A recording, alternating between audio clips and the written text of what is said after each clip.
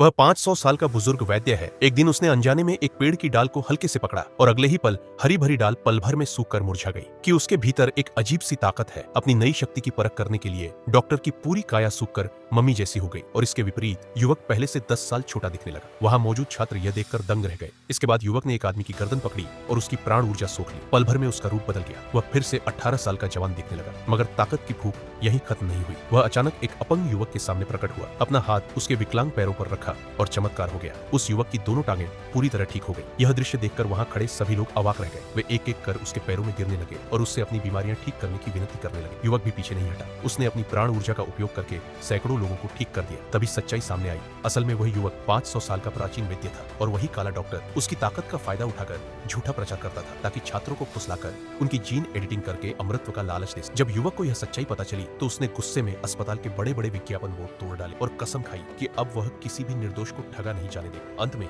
उसने अपनी शेष प्राण ऊर्जा लगाकर वहां मौजूद सैकड़ों मरीजों को पूरी तरह ठीक कर दिया, मगर बदले में अपनी जान गंवा दी। उसकी बलिदानी भावना और अद्भुत चिकित्सा कला के सम्मान वहां मौजूद चिकित्सकों और विद्यार्थियों ने उसकी स्वर्ण प्रतिमा स्थापित ताकि उसकी गाथा युगों युगों तक अमर रहे।